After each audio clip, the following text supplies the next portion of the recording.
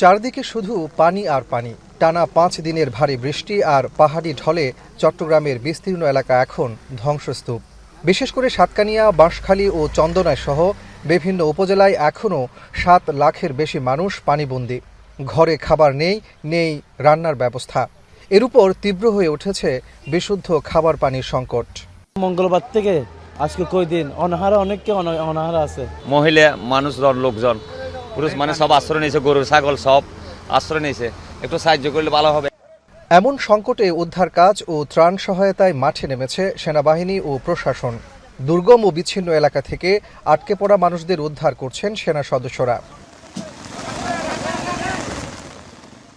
Vitamin E ও C serum 8টি প্রাকৃতিক oil সমৃদ্ধ লিলি সিরাম অয়েল, যা চুল পড়া কমায় মাত্র 30 দিনে। সকালে চট্টগ্রাম সার্কিট হাউসে মতবিনিময় সভায় যোগ দেন ত্রাণ বিতরণ সমন্বয় কমিটির দায়িত্বপ্রাপ্ত জ্বালানি প্রতিমন্ত্রী অনিন্দ ইসলাম অমিত ও দুর্যোগ প্রতিমন্ত্রী এম ইকবাল হোসেন। মতবিনিময় শেষে পর্যাপ্ত ত্রাণ থাকলেও যোগাযোগ সমস্যায় সব জায়গায় পৌঁছানো সম্ভব নয় বলে জানান দুর্যোগ প্রতিমন্ত্রী। আর জ্বালানি প্রতিমন্ত্রী জানান, প্রধানমন্ত্রী নিজে এই বিষয়টি নিবিড়ভাবে তদারকি করছেন। সব জায়গায় ত্রাণ পৌঁছানোর চেষ্টা করছে সরকার।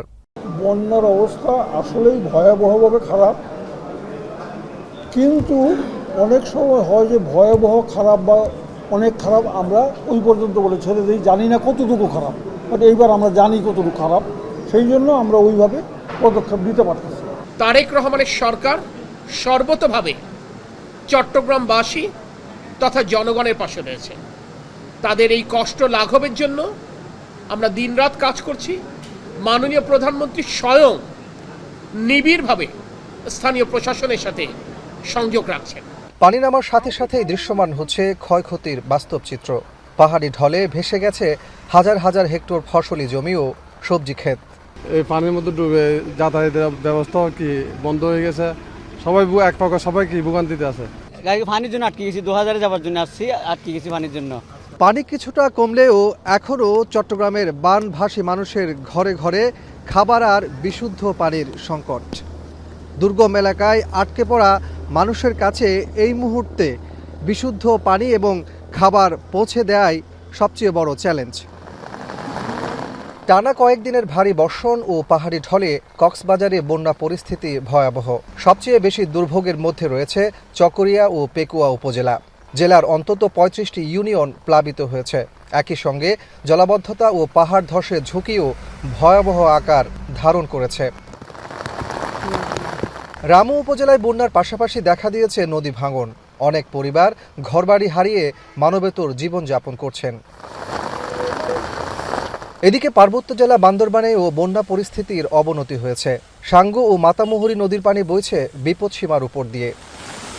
দুর্যোগ পরিস্থিতিতে জেলায় 220টি আশ্রয় কেন্দ্রের আশ্রয় নিয়েছেন হাজারো মানুষ। দুর্ঘটনা এড়াতে বান্দরবানের সব পর্যটন কেন্দ্র 15 জুলাই পর্যন্ত বন্ধ ঘোষণা করেছে জেলা প্রশাসন।